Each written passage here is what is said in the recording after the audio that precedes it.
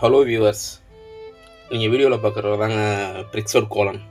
ஒரு மிகச்சிறந்த பாக்ஸரில் இவரும் ஒருத்தர். என்னாச்சுன்னா, இப்போ அவர் ஆரம்பத்தில் ஒரு 16 மேட்ச் விளையாண்டுருக்காரு. அந்த 16லையும் ஒரு தோல்வியோடு இல்லாமல் வின் பண்ணியிருக்காரு. ஆனால் அவர் இப்போ உயிரோடு இல்லை. காரணம், ஒரே ஒரு விதி மீறல் அவருடைய வாழ்க்கையவே அழிச்சிருச்சு. என்னாச்சுன்னா, 2013 வருஷம் மேட்ச் விளையாட ஆரம்பித்தார். தொடர்ந்து 16 போட்டியில் வின் பண்ணார். அதுக்கப்புறம் 2015 வில்லியம்ஸ்ன்றோட மேட்ச் போடுறாங்க. அப்போ என்ன ஆச்சுன்னா, அந்த வில்லியம்ஸ்ன்றவர் இவரோட பின்தலையிலேயே அடிக்கிறாரு விதியை மீறி.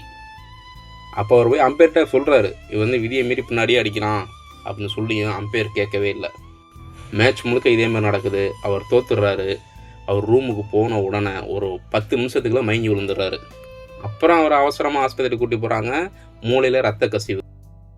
அதனால் அவருக்கு கோமா 2016 வரைக்கும் அவர் கோமாவிலே இருக்கிறார். இப்போ ஆகஸ்ட் மாதம் 13 மரணிச்சிட்டார். ஒரு விதிமீறல் அங்கே யாருனாலே கண்டுகொள்ளப்படாதனால ஒரு உயிரும் போயிடுச்சு, அவரோட வாழ்க்கையும் அழிஞ்சு போச்சுங்க. இதுலேருந்து நாம் ஒரு சின்ன விஷயத்தை கற்றுக்கலாம்னு நினைக்கிறேன். ஒரு விஷயத்தில் விதி மீறப்படுது, அந்த இடத்துல நமக்கு நியாயம் கிடைக்கலன்னா நாமளும் விதி மீறலாம் அப்படின்றதுல உடன்பாடு இருக்குங்க எனக்கு. இதை பற்றி உங்களோட கருத்தையும் கமெண்ட் பண்ணுங்கள். நான் சொன்னது சரியா தப்பான்னு.